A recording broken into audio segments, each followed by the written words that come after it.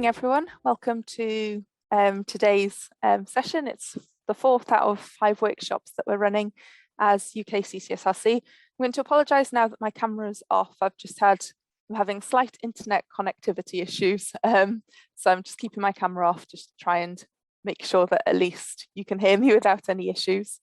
So just a little bit of housekeeping before we get started. If you can remain muted with your cameras off during the presentations, this would be great, just to kind of preserve the bandwidth and the recording. And we'll be having, after the break, we'll be having a Q&A session and a discussion as well. So feel free to join in for the discussion and Q&A. You'll be able to use the chat function, raise your hand or unmute yourself for this as well. We'll be recording the presentations as well, but we'll stop the recording after the break or during the break so that we can have the discussions. So the discussions are more open. We won't be recording those. So just onto today's agenda. Hopefully the slides moved on without any issues.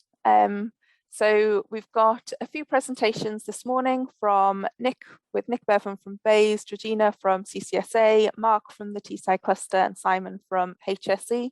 We'll then be having a short break before we go into the discussion session, which will include a Jamboard activity, which is like a virtual post-it note style activity. And that will allow other policymakers, regulators or industry members on the call who'd like to kind of add any other research needs to the discussion as well. And then we'll have an opportunity at the end to have any kind of questions or clarification from academics on the call as well, or anyone else who'd like to ask any questions. So the objectives of the workshop is to identify some of the main key research areas from industry policymakers and regulators across CCS. We've already held 3 workshops in capture, environmental impacts and storage, and today's workshop is focused on CCS policy, including public engagement as well. And then we've got one this afternoon at 2 o'clock on CO2 transportation. The research needs that have been identified during this workshop will be published on the UK CCSRC website and linked to the scope of the next funding calls coming out later this year. So just to recap on a couple of the research needs that were highlighted in the March 2021 workshop. This was mainly a focus on communications, public engagement and policy. So some of the research needs that were identified from that was life cycle analysis, also a bit of a stakeholder analysis as well, the benefits of clusters for low carbon technologies, business cost models, and how would kind of a carbon tax or equivalent look like both nationally and internationally. There was also an Environment Agency risk assessment review, just to identify some of the risks and control measures that were in place. And also the water demand for CCS, including hydrogen, and then the public perception of CCUS as well. So yeah, these were some of the needs that were highlighted in the March 2021 workshops. So the first thing we've got up today is the industry policy and regulator presentations. So first of all, we have Nick Bevan from BAYS speaking to us. So I'm going to stop screen sharing here. My colleague Vic will share your presentation ready for you, Nick. So I guess those who don't know me, I'm Nick Bevan. I've been with BAYS for 10 years now. As the Senior Innovation Program Manager for the CCS program, and working with policy on the kind of the revamp of CCS policy in BAYS following the cancellation of the Peterhead and White Rose projects. Next slide. Cool. So I thought I'd just give a quick recap of recent UK CCS developments. So you remember Prime Minister committed in his 10-point plan to buy £1 billion CCS infrastructure fund to establish 2 CCS clusters in the mid-2020s and 4 by 2030, with the initial ambition of capturing and storing 10 million tonnes of CO2 a year by 2030. So in the net zero strategy, we recommended that that ambition is increased to 20 to 30 million tonnes a year by 2030. We're very busy developing 4 business models that will underpin kind of wide-scale CCS deployment in the UK. So that's the industrial carbon capture business model, the transport and storage business model, the dispatchable power agreement, and hydrogen production, especially CCS-enabled hydrogen production. Both HyNet Northwest and the East Coast Cluster were announced as Track 1, with Acorn as reserve, and also more on the research side. So to date, the UK has provided over £330 million worth of research and innovation funding, and BEIS will be continuing to directly fund mid to late stage CCS innovation. So that's kind of TRLs 3 to 8 through its 1 billion net zero innovation portfolio, which is part of who I work for. Next slide.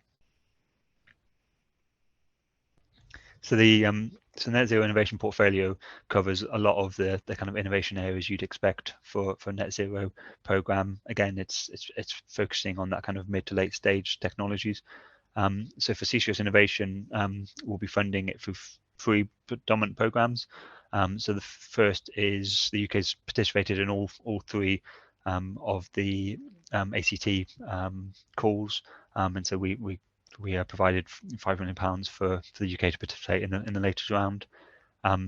So we've got the next iteration of CCS innovation. So we've provided up to £19.5 million will be over 2 calls for CCS Innovation 2.0. So the slides I'm happy for to be shared afterwards got links to the different websites, and also, as previously happened with other Energy Entrepreneur Fund phases, CCS innovation projects can also bid into that for funding. Next slide. So quick update on the CCS Innovation 2.0. So Call 1 offered up to £30 million of grant funding.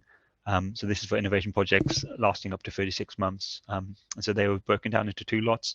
So lot 1 was mid-stage CCS innovations, so TRLs 3 to 5. So that's up to £1 million per project of grant.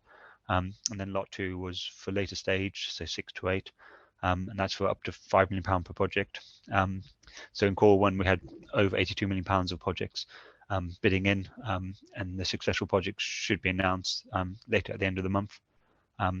Equally, in preparation for Call 2, we've commissioned a study with ACOM and the University of Sheffield looking into next generation carbon capture for industry, waste and power. So that's looking at what are the type of technologies that could be deployed from the 2030s that are relevant to the kind of UK industry, waste and other emitters. So the details of the 2 industrial workshops, the interim reports and future workshops are all available on the UKCCSRC website. So I've included the link there. Next slide. And quickly on Call 2. So Call 2 will be launched in May 2022. So we'll be offering up to £6.5 million of grant funding. So again, similar lots for lot 1 and 2, but there'll be a third lot, which is for next generation carbon capture feasibility studies. So that's offering up to £50,000 per UK industrial site. The intention of that funding is to allow sites that are already considering carbon capture or thinking about it to start thinking about how next generation technologies might be applicable to some of their other sites that they're looking at eventually doing carbon capture on, or to understand how next gen carbon capture might kind of fit into their kind of transition plans. So Call 2 funding will last up until the 31st of March 2025. So that will be projects at least 24 months worth of funding. It's a lot of free studies. Because it's grant funding, the size of the funds, the size of the studies will be about £70,000 to £100,000, but that naturally depends on the size of the company applying for the grant funding. As you mentioned, the interim report findings are available already for some of the work packages of the review, but the final reports will all be published with the Call 2 launch documents. Next one. And quickly some themes of what I thought might kind of direct some of the thinking in the workshop. So I guess research that support and doing any remaining research needs that might come out from the Track 1 and Track 2 projects and clusters up to 2030 might be where some of the research needs might be. Looking at developing novel or next generation technology that either meaningfully reduce the cost of deploying technology, or an improvement on the currently available technology, ideally which can be commercially ready by 2030 or earlier, to focus research on applications or sectors that have received less attention, so particular industry, looking at CCS or CCS in the waste sector, and then finally, developing and commercializing knowledge, technology, services that the UK can commercialize and exploit, is also in our minds for in BASE. So that's really a whistle-top tour through some of my thoughts in preparation for the workshop. Thank you, Nick. That's great. So next up we have Georgina from CCSA, Georgina Katsaros. So if I hand over to you, Georgina. Thank you. I will just share my screen. Okay, is that sharing all okay? Yeah, that looks great. Perfect. Yes, thank you. So I'm Georgina Katsaros. I'm a policy officer at the Carbon Capture and Storage Association. I joined there last year in July, and I came from an oil and gas background, so a bit new to CCUS, but very much enjoying it. So I've been asked to speak to you today about CCUS policy and the public engagement factor on that. So I'm afraid I think there's a bit of an overlap with the previous presentation, so I'll do sort of a whistle-stop tour through these ones.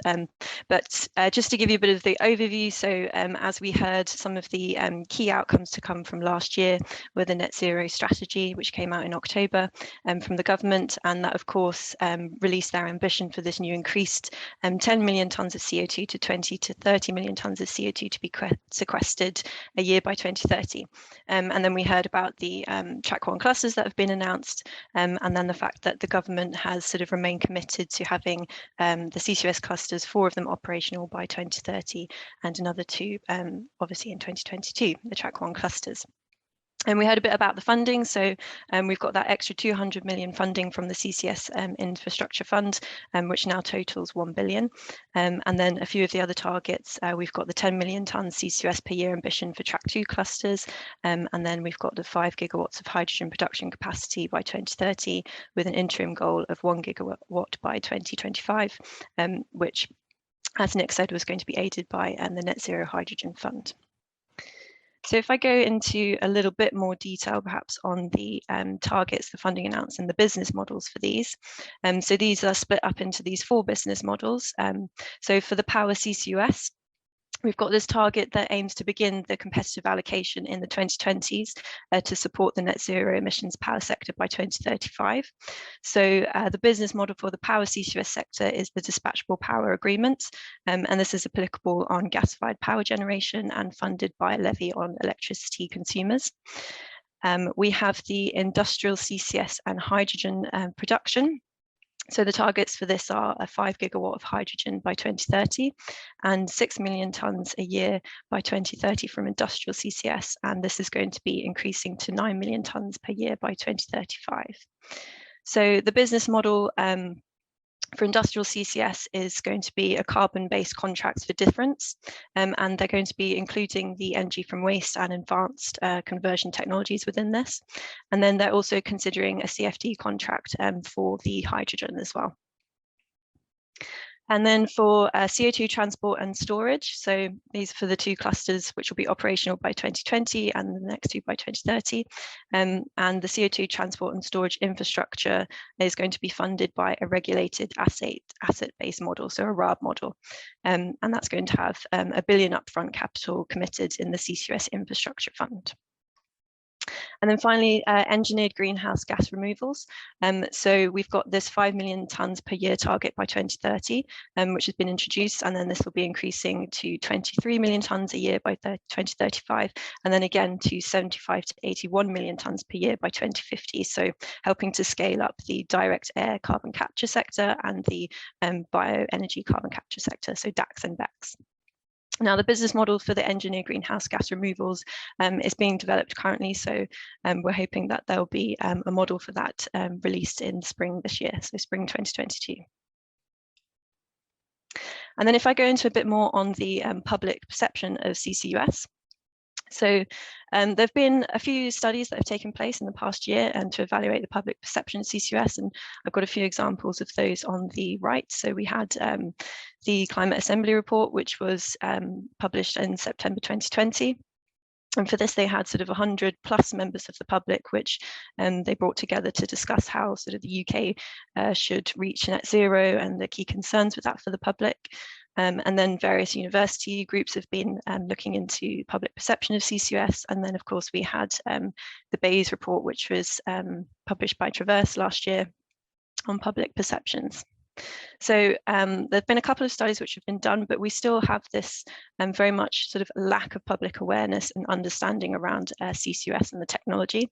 And through that, we've got these deep-seated sort of misconceptions which are still existing and going around, where the public seem to perceive CCUS to be only for the power sector, for sort of coal or oil and gas, and used in order to sort of perpetuate these industries.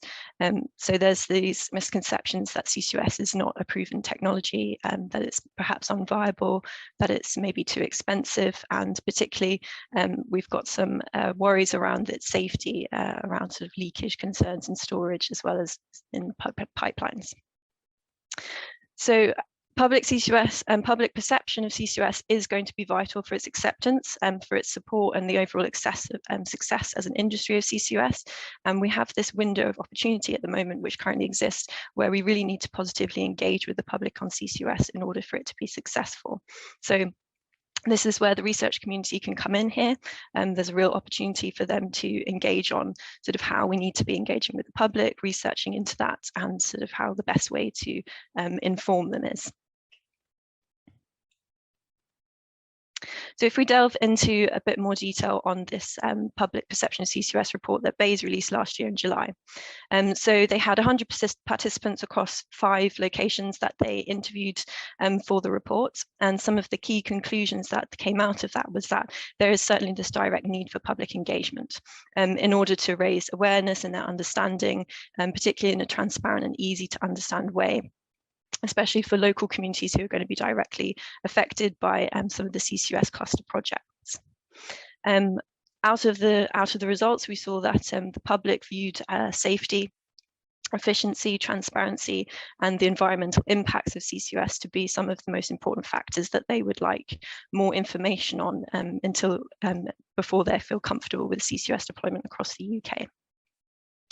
In a more positive light, some of the key benefits of the CCUS deployment that the public saw were that they will be creating local jobs in their communities. And they found that most of the participants seemed to trust information if it came from sources that they perceived to be impartial and more credible. So, for example, from academics.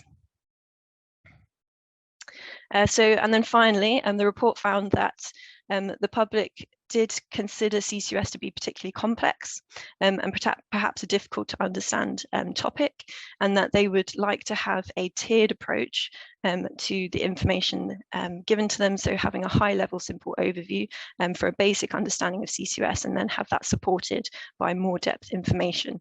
So that sort of gives a bit of a starter for the research community. Perhaps there's an element there that they can look into how this information will be disseminated to the public and how best we can get that across.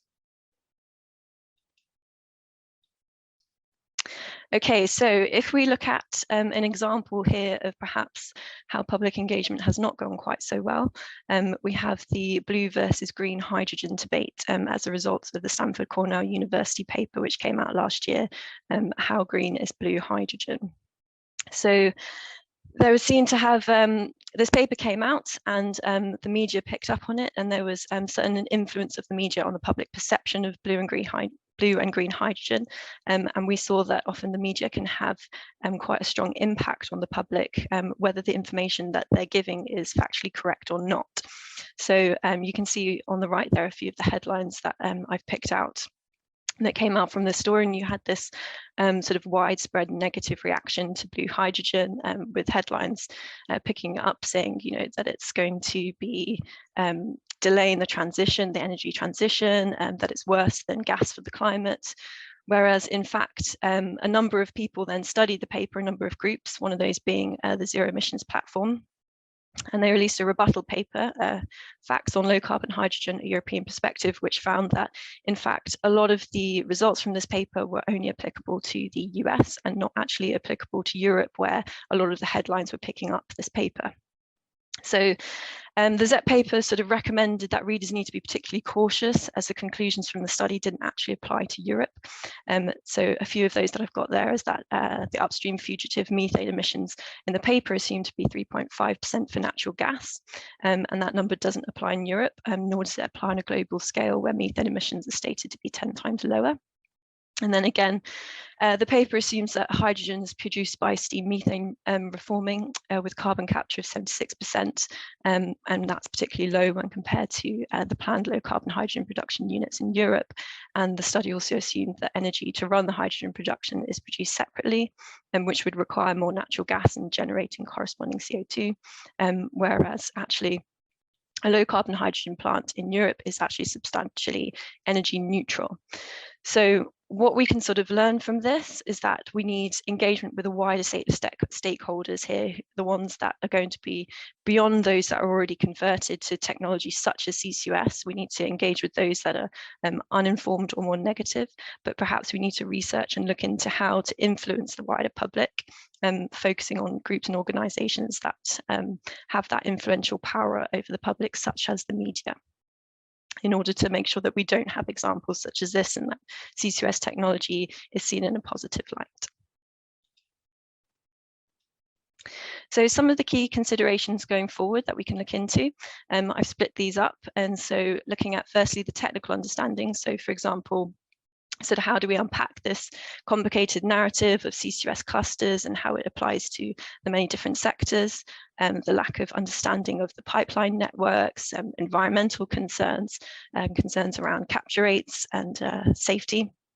And really here, the research can really help here in order to develop really this understanding of how the public seek knowledge on these technical aspects and how we can deliver it to them in the best way. And then considering the messages or the spokesperson who's going to deliver this message. So we can look at this on a national versus a local scale. So particularly for research communities and academics, they have an important role to play here, because they're seen as this credible source and an independent voice. So we can use them to really gain this sort of access to the public and how we're going to engage with them. And then finally, non-governmental organisations. So the role of NGOs have a key role, as they're also seen as trusted organisations. And currently, we do still have a few NGOs coming out with sort of negative articles and misconceptions about CCUS at the moment, perhaps because they've not got the full story, or they're not understanding the full narrative on it. So we all have a collective job here to look into how we can engage better with these NGOs and with the research communities, and building their support for the CCUS technology. And then looking into showcasing and learning lessons from other projects. So the research community have a role in terms of showcasing the technology and the R&D taking place, as well as setting the facts straight on where these misconceptions come up. And really understanding the feedback from populations around existing CCUS projects. So understanding what makes projects more acceptable to the public, and if there's a difference in terms of the offshore elements of CCUS, so the storage side, to the actual onshore sort of capture projects. And then finally, building national and local pride. So we obviously have this opportunity to have building this national pride in the CCUS success story. The UK is very much in the forefront of the energy transition, particularly hosting COP last year.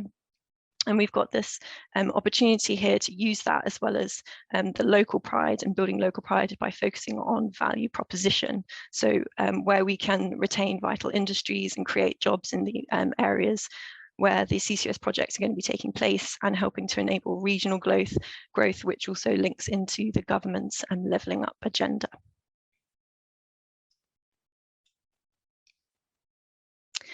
So in terms of the CCSA and what we have been doing in these in this area. So the CCSA is currently developing a CCS delivery plan. So we've hired an external consultant, and we're going to be delivering this CCS delivery plan. So we've recognised that there's this need to update the industry further and sort of the strategy to deliver this 50 million tonne per year target.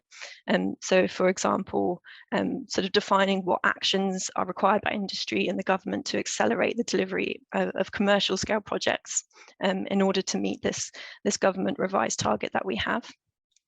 And so we will be creating a delivery plan that's going to consider the key enabling actions required to facilitate this growth, whilst also maximising benefits for the UK. And as part of that, it will be used to sort of influence, hopefully, the pace of CCS deployment in the UK, as well as sort of informing the priority work and the research areas over the next few years.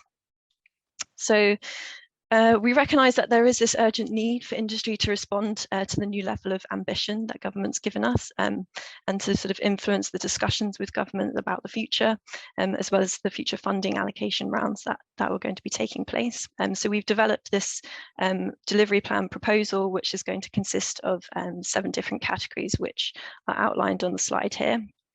So you can see that those are investment framework, the project delivery, supply chain skills, storage and utilisation, research and innovation, network evolution, and supportive public sort of categories. And as part of the delivery plan, we're going to build a timeline and scenario for the build out of CCS in the UK, and mapping the critical milestones and highlighting the key benefits and risks of each of these pillars or categories we've sort of defined. And then as part of this action plan, we're going to be identifying sort of the key enabling actions and their leading times, and then feeding that into the timeline that we will have as part of the plan. So you can see that obviously there's a pillar there for research and innovation, which is going to be the most important in terms of what we're speaking about here today. And so obviously we want to have this sort of continued focus on the research and development, and bringing in sort of reductions to the costs of CCUS, environmental impacts, and sort of just ensuring that the UK research and innovation sector can effectively support the development of this UK CCS sector. And as part of that, bring in that public engagement factor to it, because without the public support on CCUS, there really is not going to be a CCUS industry. So particularly important. And then I think that is my last slide on that one. I've used up all my time. So thank you very much. Thank you, Georgina. Thank you there. And yeah, we'll have a chance to kind of discuss some of these a bit more after the break as well. So up next, we've got a presentation from Mark Lewis from the Teesside cluster. Good morning, everybody. Yes, Mark Lewis. I'm Technology Innovation Officer with the Combined Authority.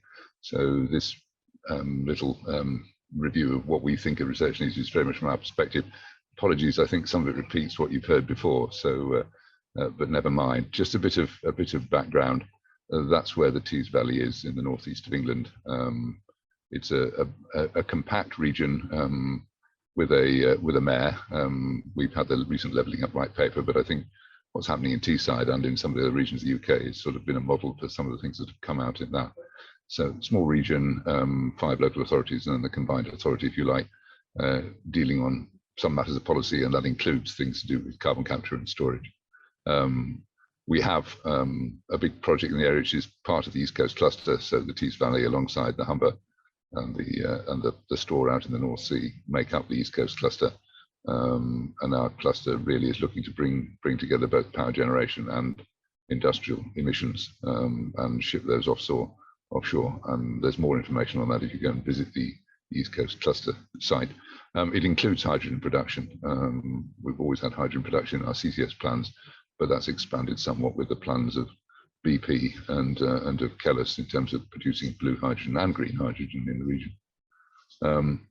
Our timeline is to hopefully see the cluster, the capture process in operation by the mid-2020s. So following the selection as into the track 1 activity. Obviously, we're waiting for the phase 2 activity of which actual processes will be supported. That's clearly key to taking this forward. what do we think needs to be looked at? Well, I think, as I say, I think some of this repeats what's been said before.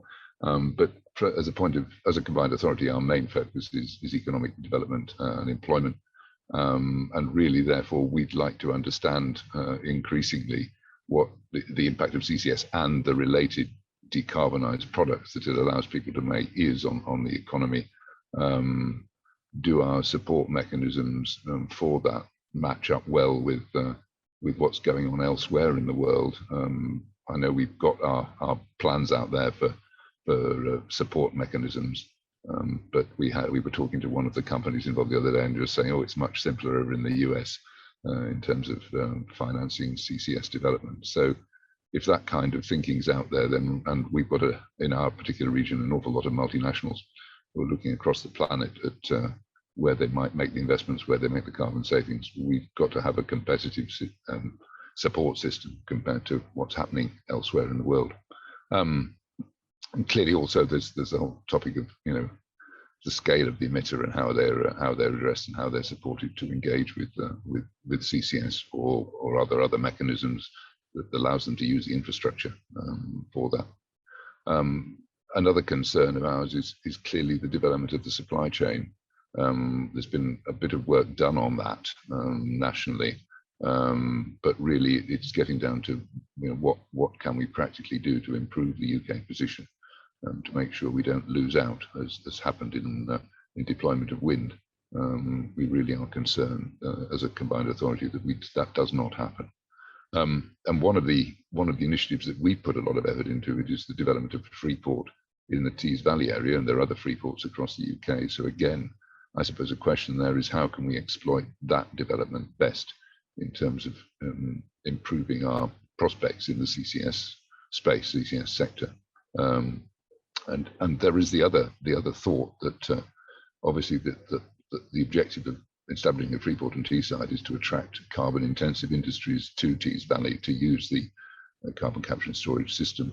But that might, if you like, have an impact on UK emissions in terms of either obviously some not 100% capture from those. What is the impact of that? Can we address that increase in emissions by attracting that business back into the UK in some way? Are we allowing enough I suppose capacity in the system to do that? Another area is, and perhaps more short term, is, has COVID-19 impacted on the supply chains? Is it going to cause problems for us over the next few years in terms of delivery of this? We've seen the impact on the automotive sector. Is there anything in there that we ought to be concerned about? Don't know, but it seems to be a question we ought to try and look at. And then critically for us is what can we do in terms of improving the employability of our own people in the CCS sector. There's work going on that. There's an organisation called the Skills and Productivity Board, which is advising the Department of Education on what are the research priorities. So I suppose I can't prejudge that. We should wait and see what they're saying and look at how they suggest, or the areas they suggest should be looked at. But our skills people here were certainly concerned that we needed to look not at skills in sectors, but more about the occupations people had and how those could be moved across into the CCS activity area. And as usual, I make the plea to look at what others are doing. What other models are out there that could help us do that better than others, and make sure that we retain our position in CCS deployment. And then in that sense, there's also a need to look at what kind of models there are for developing skills in regions. Various regions across the UK are doing different things. We're trying to build a skills academy on our ex-Steelworks site. There's work down on Humberside. Are there some lessons from across the UK that we should all reflect on and adapt best practice from? The next one relates really to looking at opportunities that CCS gives in for areas of technology that not, I suppose, routinely thought of CCS. I think that's been mentioned in one of the other presentations. You know, there are other technologies, other production processes that might benefit from it. I'm conscious that the National Infrastructure Commission is looking at infrastructure requirements. Again, you know, there's going to be some impact of that on the capability to implement CCS. That needs to be looked at really on the resources we have, and that runs back into how we train up our people and what kind of skills we have or need to develop to meet that demand. And then another area that I think needs to be looked at is around the productivity of our construction industry, and how that can be improved, how that can be continuously improved. You know, it's a concern if our own construction companies, our own workforce can't deliver the kind of efficiencies that the multinational companies investing in this are expecting, and they will go overseas for those kinds of skills. On the environmental side, I don't know. I mean, it's something I pick up. I may be concerned unnecessarily about it, but there seems to be some concern over the overlap between CCS and wind energy infrastructure. So is that a problem? Is it not? I don't know. I was speaking to a colleague the other day who said, well, it doesn't matter about the stuff that's buried underground, but I think this was more around the access routes to stores. And as those stores fill up, you know, you're going to have to move to other stores. How is that going to be impacted by the amount of wind power being put offshore? There's also the issue of low carbon products, and how CCS as applied to the production of some of the products, or somewhere in the supply chain for those products, does that have an impact on what we can accept as a low carbon product standard in the UK? Do we have to stick with international standards, which I suspect we do? If we don't do that, then what's the impact on our trade position? And then you know, again, people have mentioned about environmental protection, that being looked at. You know, what's the impact of various approaches to environmental protection on CCS? I'll move on to the next one, which is more about public policy. And I think this is sort of echoing some of the concerns about communicating the whole picture on CCS and net zero. You know, is it sensible to separate them, or should they be communicated together? I think there were some thoughts from the CCSA on that. You know, is a concern that the public perhaps isn't sufficiently engaged. I think, again, echoing the CCSA's views that we need to do rather more on that. How do we do it? And of course, from our point of view in a combined authority, it's how is this done in a just way? You know, are the support mechanisms going to have impact on the consumers' bills? We've seen what's happened on energy at the moment, so there is a need to consider how that's going to rattle through into the costs on the population as a whole. I mentioned the Climate Assembly here. That's been picked up already. Have there been any changes since the work was done? And what's the progress been made? You know, what should we be doing to take forward their recommendations or implications? I think again, an obvious statement next: public engagement has potential to impact CCS or the success of CCS considerably. So we need to be concerned about that. And then I think there's a question about how are the costs going to be reduced, and if you like, how could better engagement with society perhaps improve or reduce the cost of deploying CCS? Might be worth exploring. And then I think in terms of ourselves and other authorities, you know, what is the best practice? Things are going on at Humberside, things are going on down in Scotland, in South Wales, in the Northwest. I mean, what are the best communication strategies for us to take forward for CCS and for net zero? I don't think you can necessarily separate them. And then I think that the last point there is, and I think it was mentioned again by the CCSA, is this about, you know, it's not just about storage, it's about the pipelines and the capture projects themselves. So, you know, what do the public think of all of those? It's perhaps down to the complexity of the technology, that there are all these aspects that people need to be aware of, or could in fact trip us up if we're not careful in terms of talking to the public about all the implications of the technology, and why we see it as being necessary. The That's all from me. Thank you, Mark. So next up, we've got Simon Gant from HSE, from the Health and Safety Executive. Yeah, so it's really interesting presentations the last few months. It's interesting to see the funding that's now being provided for CCOS and issues around public engagement. I'm a principal scientist at HSE's research laboratory in Buxton, and I was involved in the Cool Trans project that was done in support of the White Rose project. And I remember at the time National Grid working with, I think it was Manchester University, doing sort of village hall meetings along the pipeline route for that project. Yeah, interesting to see that there's more work planned in that area. So I've only got one slide here. I'm going to be really quick. I've given this sort of quick talk in the previous meetings this week. The reason for HSE being here at these meetings really is to try and re-engage with the CCUS research community. We were pretty heavily involved over the periods of 2007 to 2017 in research, and then when the government pulled the plug on the last competition in 2015, sort of we had to withdraw from that, and we're now sort of playing catch up to try and assess what's been going on in the last 5 years or so. And on the research side, we're aware that some projects have been ongoing.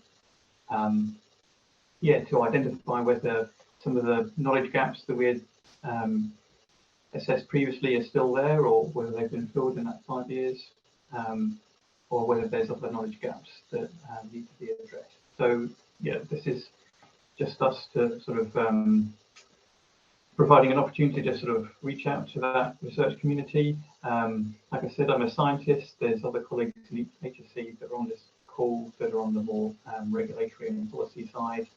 There was a presentation by Trevor Sexty that, on regulatory aspects of CCS that he gave at a CCSA meeting. That if you'd like to get access to that, please get in touch. And we're looking to see whether we can upload that onto a website somewhere as well.